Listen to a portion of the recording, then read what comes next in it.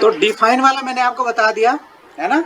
Define function से हम लोग कांस्टेंट बनाते हैं, ठीक है, और उन कांस्टेंट की वैल्यू कभी भी चेंज नहीं होती है, बिना डॉलर के लगाए हम उनको कॉल कर सकते हैं, ठीक है। इसके बाद पीएचपी में केवल एक ही फंक्शन है डिफाइन फंक्शन, जिससे कांस्टेंट हम वो कर सकते हैं। क्या चीज? मतलब कांस्टेंट डिफाइन फंक्शन ही है बस, खाली और कुछ नहीं है, डिफाइन के नाम से आएगा। डिफाइन नाम से वो फंक्शन है जिससे हम कांस्टेंट बनाते हैं। उसके और भी दूसरे होते हैं, वो नहीं है, मतलब डिफाइन ही है खाली एक। केवल डिफाइन ही एक फंक्शन है जिससे कांस्टेंट बनाते हैं, ये याद रखना है। ठीक। डिफाइन के 3 पैरामीटर हैं। पैरामीटर क्या है? सिंटेक्स ये है, ये डिफाइन फंक्शन है, इसमें पहला कांस्टेंट का नाम होता है, यहाँ पे उसकी वैल्यू देते हैं, यहाँ पे लिखते हैं उसको केन सेंसिटिव बनाना है या नहीं बनाना है, ठीक है। ठीक। बाय डिफॉल्ट जो थर्ड पैरामीटर है ये होते हैं पैरामीटर। नेम भी पैरामीटर है जिसमें वैल्यू लिखते हैं, नाम लिखते हैं, ये भी पैरामीटर है, ये भी पैरामीटर है। तो पहला कांस्टेंट का नाम, दूसरा कांस्टेंट की वैल्यू, तीसरा में हम ये बताते हैं कि जो कांस्टेंट हमने बनाया है वो केस सेंसिटिव है या नहीं। बाय डिफॉल्ट केस सेंसिटिव की जो वैल्यू होती है इनसेंसिटिव की वो फॉल्स होती है, ठीक है। यानी आप अगर कैपिटल में लिखोगे तो कैपिटल ही यूज कर पाओगे, अगर आपने यहाँ पे ट्रू पास कर दिया तो ग्रीटिंग स्मॉल में लिखोगे तब भी चल जाएगा, ठीक है। उसके बाद है if else statement. If else statement में क्या होता है, देखो इफ माने होता अगर, एल्स माने नहीं तो। अगर ऐसा है तो ये करना है, ऐसा नहीं है तो ये करना है, ठीक है। मान लो हमारे पास कंडीशन है कि जैसे 2 नंबर है 2 और 3, मैंने लिखा 2 और 3, 2 नंबर है हमारे पास, ये एक ही नंबर है ना। तो स्टेटमेंट कैसी होगी, जैसे हमने लिखा इफ माने अगर, समझो इसको, अगर 2 यानी 2 इज ग्रेटर देन 3, अगर 2 3 से बड़ा है तो क्या होगा, हम क्या लिखेंगे, हमें लिखना है, हमें ये प्रिंट करना है, इको 2 इज ग्रेटर देन 3।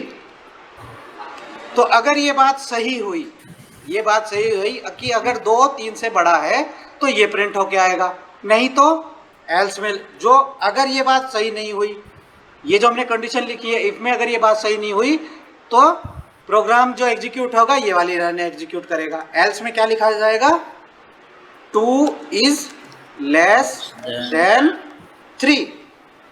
तो कौन सी बात सही है यहाँ पे, सेकंड वाली। तो अगर ऐसी कंडीशन हम पास कर दें इफ में तो ये वाली वैल्यू नहीं प्रिंट होगी, ये प्रिंट होगी, ठीक है।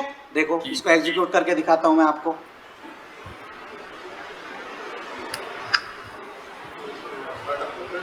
मैंने क्या करा, ये वाला कोड चेंज कर दिया यहाँ पे इफ वाला, ठीक है। देखो इफ 2 इज ग्रेटर देन 3, अगर 2 3 से बड़ा है तो ये प्रिंट होगा, नहीं तो ये प्रिंट होगा। इसका मतलब है कि अगर यहाँ वैल्यू गलत हुई, यहाँ वैल्यू जो है उसका रिजल्ट फॉल्स आया, गलत का मतलब होता है यहाँ पे फॉल्स और सही का मतलब होता है ट्रू, ठीक है। ठीक। बूलियन होता है, यानी यहाँ पे वैल्यू जो पास होती है इफ के अंदर वो होती है बूलियन। बूलियन में या तो ट्रू होगी या फॉल्स होगी। तो ये बात जो हमने कही है 2 इज ग्रेटर देन 3, अगर ये ट्रू है तो इस ब्लॉक में जो भी लिखा हुआ है इफ वाले में ये वाला कोड एग्जीक्यूट होगा यहां से यहां तक, नहीं तो ये होगा एल्स वाला, ठीक है। तो देखो इसका आंसर क्या आएगा। अभी हमने इसमें कुछ गड़बड़ की है यहाँ पे, तो इस वजह से ये एरर दे रहा है। ये एल्स से पहले एक कर्ली ब्रैकेट आ रहा है।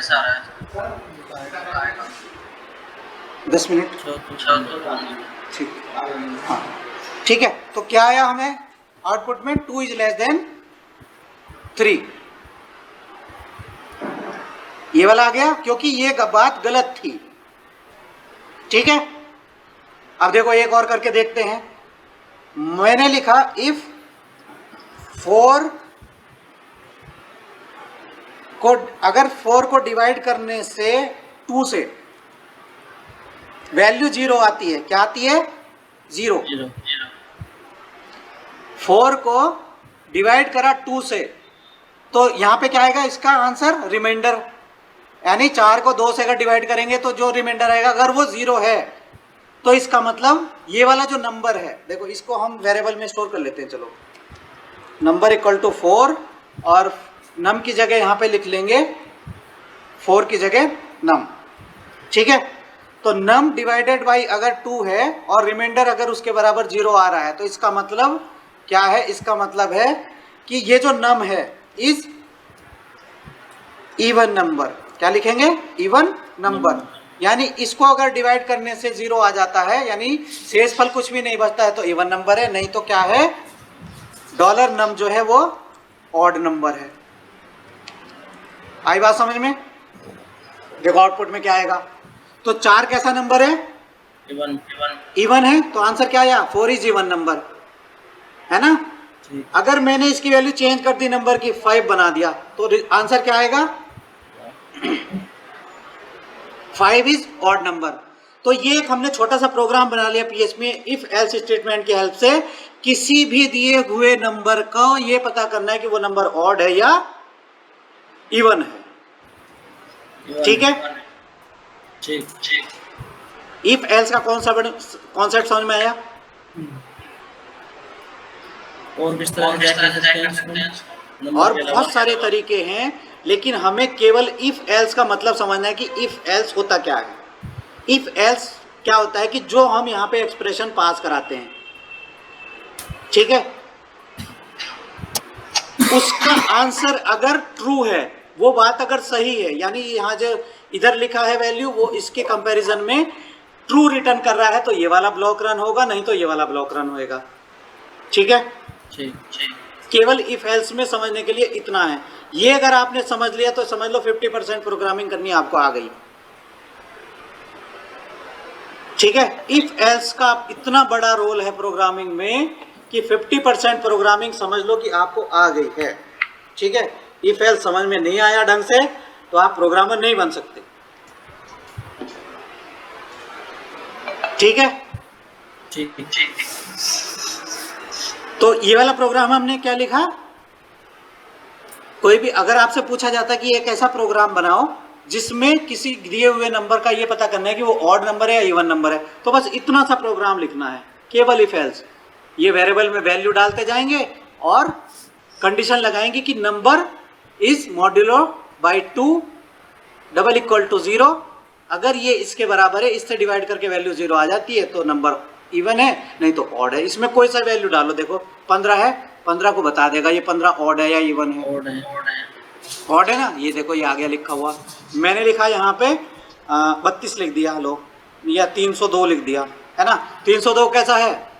इवन है, यानी 2 से डिवाइड करके 0 आ जाएगा आंसर, यानी इवन है।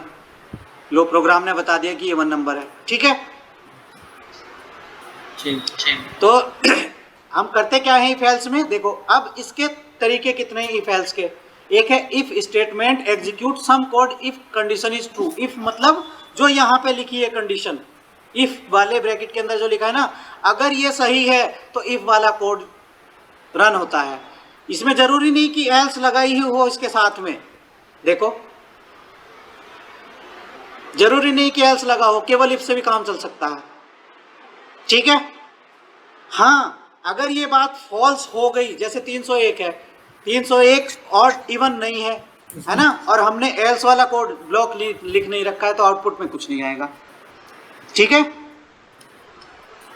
तो सबसे पहले इफ का जो ये ब्लॉक होता है वो कब एग्जीक्यूट होता है? जब ये वाली कंडीशन ट्रू हो जाती है। ठीक है, उसके बाद है इफ एल्स। इफ एल्स में क्या होता है कि इफ वाली अगर कंडीशन फॉल्स है तो एल्स वाली एग्जीक्यूट होती है, जैसे अभी करके दिखाया था हमने, है ना। उसमें क्या बताना होता है कि अगर ये बात सही है तो ये काम करना है, नहीं तो ये काम करना है। ठीक है,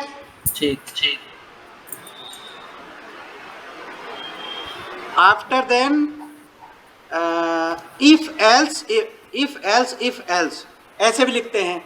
अगर ये बात सही है तो ये काम करो, नहीं तो ये काम करो, नहीं तो ये काम करो। ठीक है, ठीक ठीक। देखो इफ एल्स करके दिखाते हैं आपको। मैंने लिखा 3, ठीक है। तो अगर नंबर डबल इक्वल है 1 के तो लिखेंगे नंबर इज 1।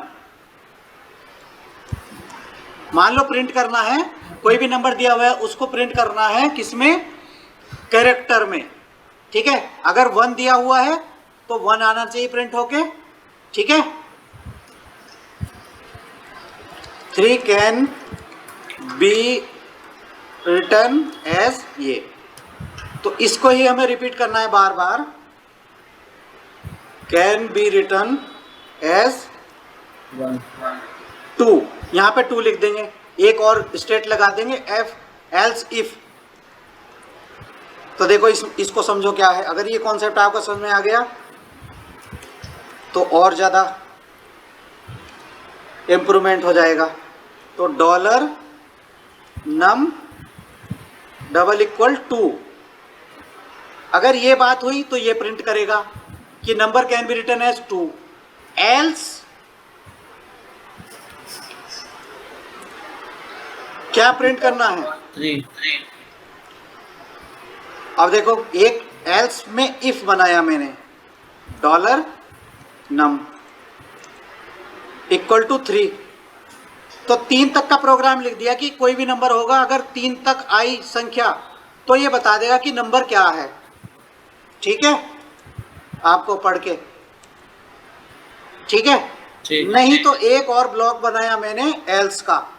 जब ये सारी बात गलत हो जाएंगी, 3 बात लिखी मैंने, एक इफ में, फिर एल्स इफ में, फिर एल्स इफ में, अगर ये तीनों बात भी गलत हैं तो फिर हम आएंगे कहाँ पे, लास्ट वाले एल्स में। अगर लास्ट वाला एल्स लगा हुआ है तो लास्ट वाले एल्स की बात प्रिंट होगी, इको क्या होगा, इको कैन नॉट से, नहीं तो ये प्रिंट हो जाएगा कैन नॉट से, ठीक है। अब देखो इसका आंसर, मैंने नंबर डाला 3, तो क्या है आंसर में, else if 3 can be return as 3, है ना। मैंने यहाँ पे लिखा 1, तो आउटपुट क्या आएगा, can be written as 1, ठीक है। मैंने लिखा यहाँ पे 2, तो इसने क्या बताया, 2 कैन बी रिटर्न एज 2। मैंने लिखा यहाँ पे 9, अब 9 का तो हमने कोड लिखा ही नहीं, can't say तो ये बोलेगा कांट से कि भैया मुझे इतनी गिनती आती नहीं, 3 तक ही आती थी, ठीक है। तो ये प्रोग्राम है, इसमें क्या लगाया हमने, इफ एल्स। स्विच सीखेंगे हम बाद में, आप पहले इसकी प्रैक्टिस करो, इफ की, इफ एल्स की और इफ एल्स इफ की, ठीक है।